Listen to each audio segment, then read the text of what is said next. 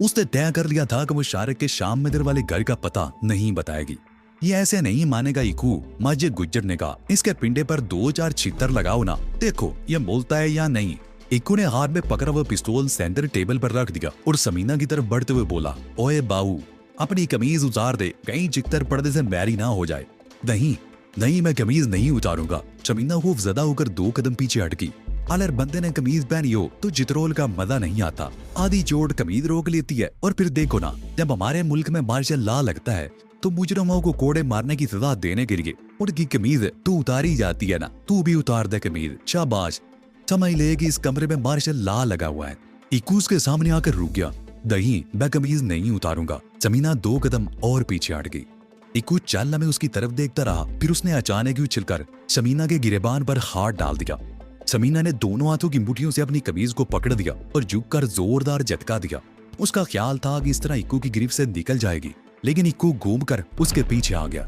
उसके दोनों हाथ बगलों से होते हुए समीना के गिरेबान पर थे।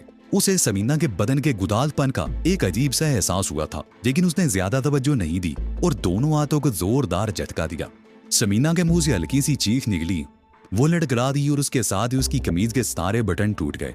इक्कू ने कमीज को पीछे खींचा। समीना की बाहें पीछे मुड़ गईं।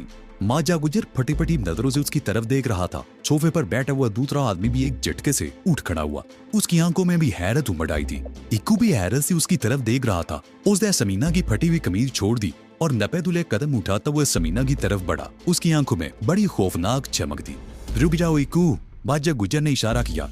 इक्कू के कदम वहीं रुक गए। अब तो बात ही और हो गई है, तुम जाओ, मैं इसे जारक के बारे में पूछ लूंगा। अब ये हमारी किसी बात का जवाब देने से इनकार नहीं करेगी। इक्कू अजीब सी नजरों से समीना की तरफ देखता हुआ कमरे से निकल गया। माजे गुज्जर के साथ वो बारी बरकम आदमी नपे-तुले कदम उठाता हुआ समीना के करीब पहुंच गया और उंगली से उसकी ठोड़ी उठाते हुए बोला, यार माजे, ये शारिक तो बड़ा छुपा रुस्तम निकला। क्या गलब की चीज पाल रखी इसने। लोगों से छुपाने के लिए इसका हुलिया भी ऐसा बदला है कि कोई शक भी नहीं कर सकता। कौन हो तुम? तुम्हारा ताल्लुक कहीं हीरा मंडी से तो नहीं, या फिल्मों शिल्मों में काम करती हो? समीना ने नजरें उठा तो उस शख्स की तरफ देखा और फिर उसके मुंह पर थूक दिया। और ये तो बड़ी खौफनाक चीज है भाई, वो शख्स बेगैरती से कहकर लगाते हुए बोला। फिर जेब से रुमाल निकालकर अपना चेहरा साफ करने लगा। ये कमीज पहन लो। माजे गुज्जर ने समीना की कमीज उठाकर उसकी तरफ उछाल दी और अपने साथी की तरफ देखते हुए बोला, मेहर तुम अब जाओ, अब सूरत-ए-हाल बदल गई है। मैं इस लड़की से मालूम कर लूंगा कि शारिक कहाँ है। तुम जाओ, अब तुम्हारी जरूरत नहीं। ये तो कोई बात ना हुई गुजरा। बारी बारी तम मेहर ने घूरती हुई निगाहों से माजे गुज्जर की तरफ देखा। माल हाथ लगाया तो मुझे दूर से बक्की की तरह निकाल फेंक रहे हो। बहर, माजे गुज्जर ने उसके चेहरे पर नजरें गाड़ दी। तुम गुज्जर को अच्छी तरह जानते हो। गुज्जर हीरोइन बेचता है, असला बेचता है, स्मगलिंग करता है, मगर इसने लड़कियों का कारोबार कभी नहीं किया। मेरी गैरत है अभी मरी नहीं। औरतों के बारे में मेरे ख्यालात कुछ और है और तू अच्छी तरह जानता है। लेकिन इसने शारिक का पता तो पूछने दो। मेहर ने कहा, मैं पूछ लूंगा, तुम फिक्र ना करो, बस अब फूट लो यहाँ से। कल शाम को आ जाना, मुझे यकीन है कि उस वक्त तक शारिक भी यहाँ पहुंच जाएगा और फिर तुम इस पर अपनी हजरतें पूरी कर लेना। बाजे गुज्जर ने कहा और बैर का बाजू पकड़कर उसे कमरे से बाहर ले गया। समीना ने जल्दी से कमीज पहन ली। उसका जिस्म होले होले कांप रहा था, जिससे उसे कमीज पहनने में भी दुश्वारी पेश आ रही थी। कमीज के अगले सारे बटन टूट चुके थे, सिर्फ दरमियान के एक बटन बाकी बचा था जिसे उसने लगा लिया। लेकिन यह बटन लगाने के बावजूद उसका गला खुला ही रहा। माजा गुज्जर थोड़ी देर बाद कमरे में वापस आ गया। इस मर्तबा वो अकेला था। वो कुछ देर तक समीना की तरफ देखता रहा, फिर सोफे पर बैठते हुए बोला, बैठो, डरो नहीं, तुम्हें कुछ नहीं कहा जाएगा। समीना जल्दी से करीब के सोफे पर बैठ गई। उसकी टांगे होले होले कांप रही थी और उसने कमीज को बड़ी सख्ती से मुट्ठी में पकड़ रखा था। तुम कौन और शारिक से तुम्हारा क्या ताल्लुक है? माजे गुज्जर ने पूछा। मेरा नाम समीना है। समीना ने अकलाते हुए जवाब दिया, मैं लोहारी में रहती हूँ। पहले शारिक भी वहीं रहा करता था, लेकिन फिर वो कहीं चला गया। 2-3 हफ्ते पहले इत्तफाक से उससे मुलाकात होगी, बल्कि हकीकत ये है कि मैं उसकी तलाश में थी। बस समझा नहीं। माजे गुज्जर ने उलझी हुई नजरों से उसकी तरफ देखा। समीना चलने खामोश रही और उसने फौरन एक पर्दी कहानी सुनाने का फैसला कर लिया। शारिक ने उसे अपनी जिंदगी की पूरी कहानी सुना रखी थी। उसे यह भी मालूम था कि उसकी जिंदगी का बेशतर रिश्ता लोहारी ही में गुजरा था। सलमान एडवोकेट का किस्सा तो वो जानती थी। समीना ने उसी हवाले से एक फर्जी कहानी गढ़ने का फैसला किया था। बात यह है जी, वो मदम लहदे में बोली, शारिक हमारे घर के सामने रहता था। मेरे वालिद सलमान एडवोकेट थे। मेरे वालिद और शारिक के बाप के दरमियान मकान का कोई झगड़ा था। अदालत में मुकदमा चल रहा था। शारिक का बाप मुकदमा जीत गया। उसके चंद रोज बाद उसका इंतकाल हो गया और फिर कुछ अरसे बाद शारिक के मकान को आग लग दी।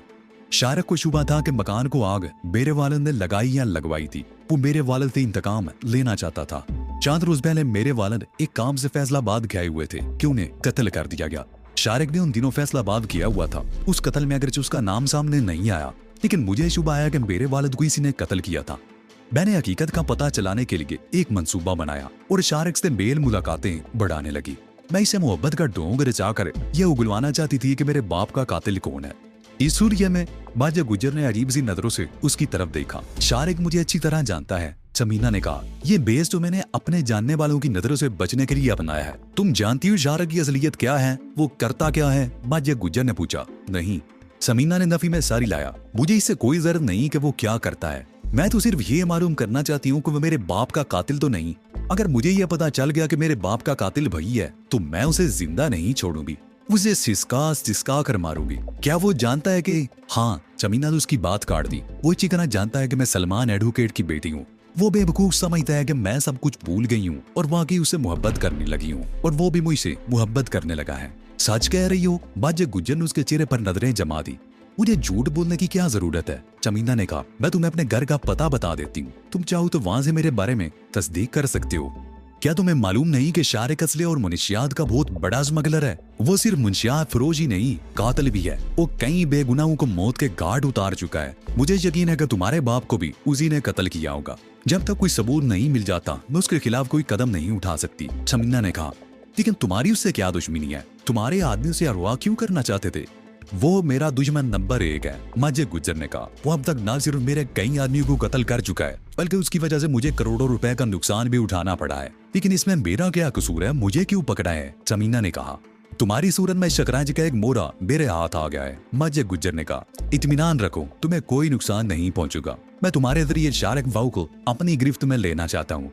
मैं उसे पैगाम भेजूंगा कि तुम मेरे कब्जे में हो। अगर वाकई से तुमसे मोहब्बत है तो वो जरूर आएगा और अगर नहीं आया तो समझ लेना कि वो तुम्हारे साथ भी धोखा कर रहा है। और फिर मेरा क्या होगा? समीना ने पूछा। तुम्हें कल रात तक तो हर सूरत यहीं रहना होगा, बाजा गुजर ने कहा। और उसके बाद जो कुछ भी होगा उसका फैसला कल रात ही किया जाएगा। क्या मतलब? क्या तुम मुझे अपना कैदी बनाकर रखोगे? समीना अखलाई। सिर्फ कल रात तक के लिए, बाजा गुजर ने कहा। मेरे साथ आओ।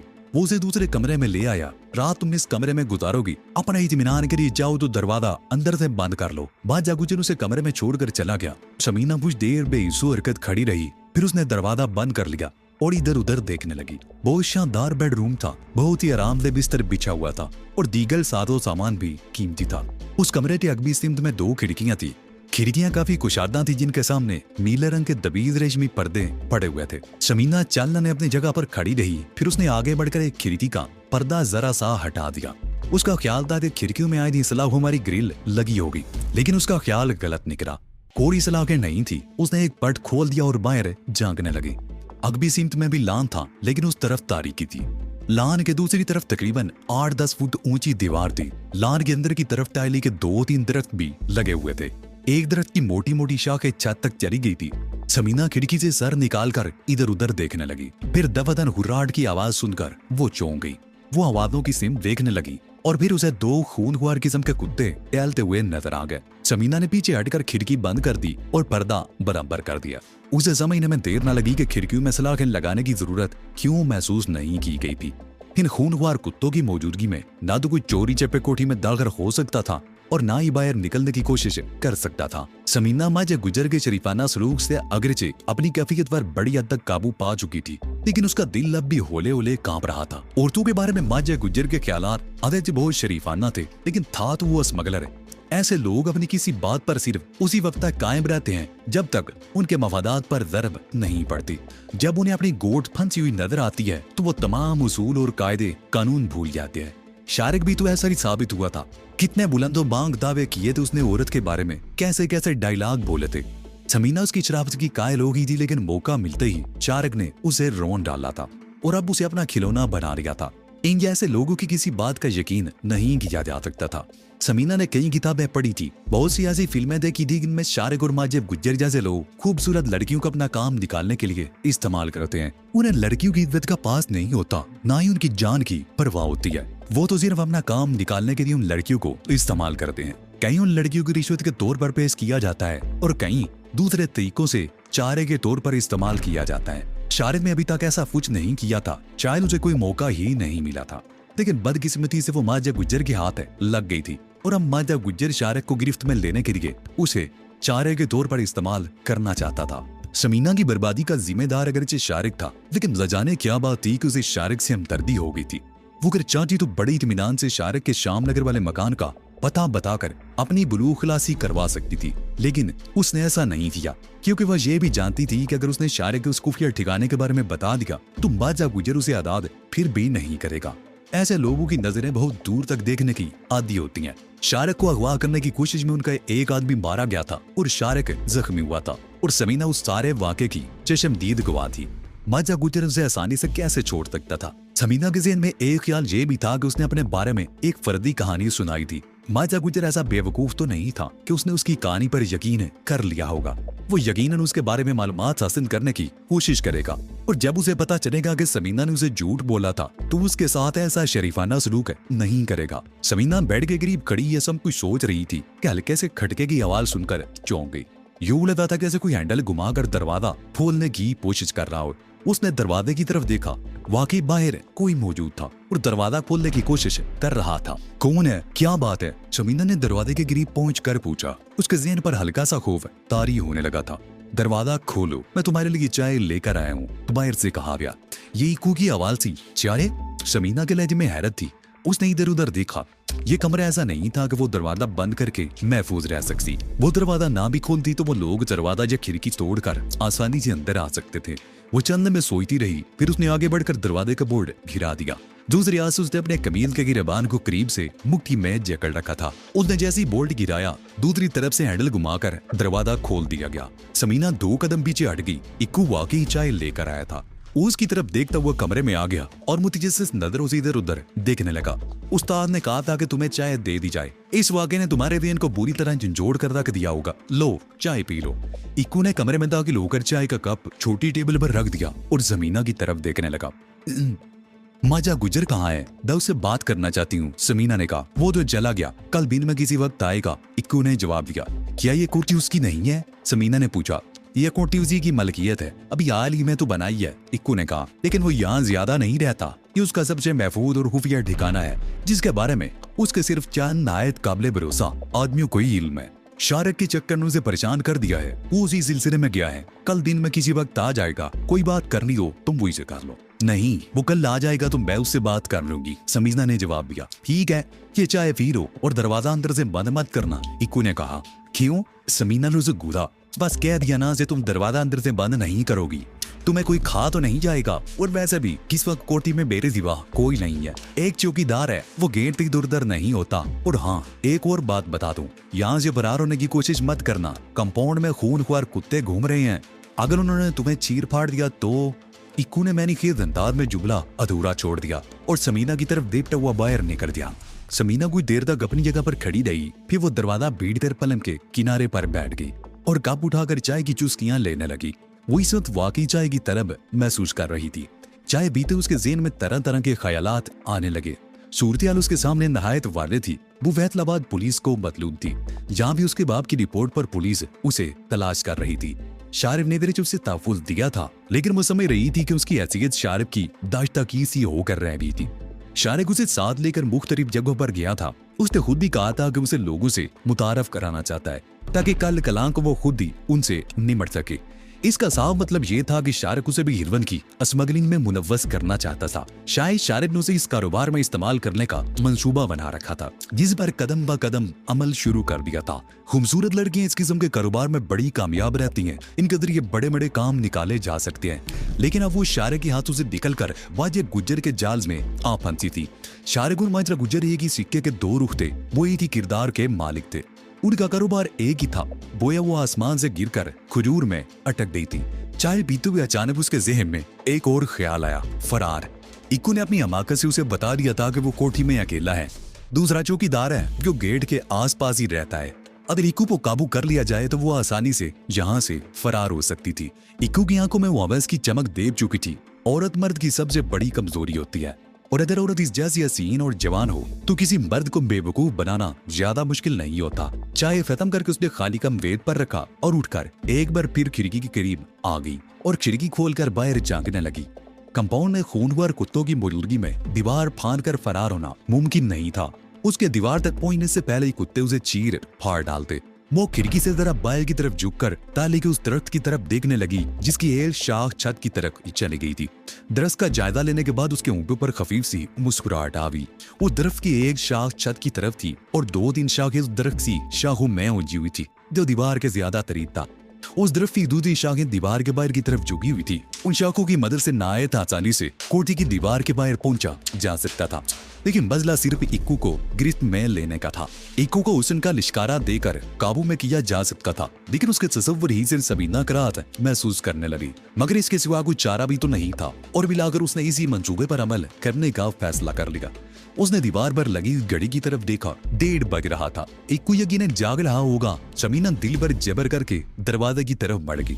उसे अगर यहाँ से निकलना है तो इक्कू की थोड़ी बहुत दस्तदराजी बर्दाश्त करनी ही पड़ेगी। ये बात भी उसके ज़हन में थी कि अगर वो अपने मकसद में कामयाब न हो सकी तो इक्कू उसके साथ कोई नरमी नहीं करेगा। वो दरवाजा खोलकर लायदारी में आ गई। उसका दिल बड़ी तेजी से धड़क रहा था। उसने एक हाथ से कमीज के गिरबान को संभाल रखा था। वो रायदारी में इधर उधर देखने लगी। बाईं तरफ बरामदे वाला दरवाजा था जो बंद था। दाईं तरफ चंद कदम आगे एक हाल कमरा था जहाँ रोशनी हो रही थी। वो दबे कदमों हाल की तरफ बढ़ने लगी। वसी और अरीद हाल था। दीवार से दीवार तक कालीन बिछा हुआ था। सोफे आरास्ता थे। दरमियान में शीशे की टाप वाली 2 काफी टेबल पड़ी हुई थी। दोनों पर शीशे पे खूबसूरत गुलदान रचे हुए थे जिनमें खूबसूरत मसनूई फल सजे हुए थे। बाईं तरफ ऊपर जाने का जीना था। वीने के ऊपर वाला दरवाजा बंद था। दाईं तरफ एक सोफे पर इक्कू नीम दराज सिगरेट के कश लगा रहा था। उसने शायद अभी तक समीना को नहीं देखा था। समीना आगे बढ़ती रही। दबरन वो एक कुर्सी से टकरा गई। आवाज सुनकर इक्कू एकदम उठ गया। की गल है सोनियो? वो साइड टेबल पर रखी हुई ऐश ट्रे में सिगरेट मसलते हुए बोला। कोठी का मुआयना हो रहा है। भागने का रास्ता तो नहीं तलाश कर रही? नहीं, समीना ने जवाब दिया। नींद नहीं आ रही थी, सोचा कि तुम्हारे साथ बातों में वक्त गुजार लूं। सत बिस्मिल्लाह जी आया नो। इक्कू की आंखों में अजीब सी चमक उभर आई। आओ ना फिर यहाँ मेरे पास बैठो। उसने सोफे पर हाथ मारा। नहीं, मैं यहाँ बैठ जाऊंगी। समीना कहते हुए दूसरे सोफे पर बैठ गई। उसका रुख इक्कू की तरफ था। समीना ने नजरें झुका रखी थी। फिर उसने गिरबान से अपनी कमीज इस तरह छोड़ दी जैसे गैर इरादी तौर पर ऐसा हुआ हो। कमीज का गिरबान खुल गया। इक्कू की आंखों की चमक बढ़ गई। वो चलने उसकी तरफ देखता रहा, फिर उठकर उसके सोफे पर आ गया। समीना की दिल की धड़कन तेज हो गई। उसने कमीज संभालनी चाहिए मगर इक्कू ने उसका हाथ पकड़ लिया। इसको रहने दो ना, ऐसे ही गर्मी हो रही है, इन सबको जरा सा आवाज वाल लगने दो, इक्कू ने कहा। समीना गदी सा मोले उले कांपने लगा। खिड़कियों के पर्दे हटे हुए थे और बाहर चौकीदार भी गश्त कर रहा होगा। अंदर वो इस तरफ आ गया तो फिर चलो उस कमरे में चलते हैं, वहाँ एयर कंडीशन भी लगा हुआ है, इक्कू ने कहा और उसे हाथ से पकड़कर सोफे से उठा दिया और सामने वाले एक दरवाजे की तरफ बढ़ गया। यह माजे बुजुर्ग का खास कमरा है। दरवाजा खोलकर अंदर दाखिल होते हुए इक्कू ने बत्ती जला दी और एयर कंडीशन भी ऑन कर दिया। कमरे में शानदार डबल बेड बिछा हुआ था। बिस्तर पर सुर्ख रंग की एक लंबी डोरी पड़ी हुई थी जिसके दोनों सिरों पर रंगीन दस्ते लगे हुए थे। ये रस्सियां आमतौर पर कम सिन लड़कियां खेल के दौरान फांदने के लिए इस्तेमाल करती थी। ये रस्सी देखकर समीना की आंखों में चमक सी उभर आई। ये रस्सी माजा गुज्जर की बेटी की है। कल गांव जाते हुए यहीं भूल गई थी। इक्कू ने कहते हुए रस्सी एक तरफ हटा दी और समीना को बाजू से पकड़कर बिस्तर पर बैठ गया। सोनियो, अब ये मूंछें उतार दो ना। इतना खूबसूरत चेहरे पर ये नकली मूंछें अच्छी तो नहीं लगती, इक्कू ने कहा और फिर खुद भी उसके ऊँटों से मूंछें उतार कर एक तरफ फेंक दी। समीना के लिए ये आखिरी मौका था। उसने पलंग के किनारे पड़ी हुई रस्सी पकड़ दी और फिर इक्कू ने जैसे उसे दबोचना चाहा, वो बड़ी फुर्ती से लोड लगाकर एक तरफ हट गई और फिर दूसरे हिले में उसने रस्सी को दोनों हाथों में पकड़कर इक्कू की गर्दन में लपेट दिया और उसे पूरी कुव्वत से मल देने लगी। इक्कू पलंग पर बुरी तरह मचल रहा था, लेकिन रस्सी पर समीना की गिरफ्त खासी मजबूत थी और अब वो चंद सेकंड पहले वाली समीना नहीं रही थी जो खौफ से थर थर कांप रही थी। अब वो एक नई समीना थी जिसके चेहरे पर बेबना दरिंदगी थी। उसने ये फैसला कर लिया था कि इन परिंदों में रहना है तो उसे भी दरिंदा बनना पड़ेगा। वो इन लोगों के हाथों खिलौना बनकर नहीं रहना चाहती थी। वो पूरी कुव्वत से रस्सी को बल देती चली गई। अब उसे इसकी भी परवाह नहीं थी कि इक्कू जिंदा बचेगा या मर जाएगा। इक्कू बुरी तरह हाथ पैर मार रहा था। उसके मुंह से खरखराहट की अजीब सी आवाजें निकल रही थी। फिर उसकी मुजामत कमजोर होती चली गई और बिलाकर वो बेहिस्सो हरकतें हो गया। समीना ने एक जोरदार झटका देकर उसे छोड़ दिया।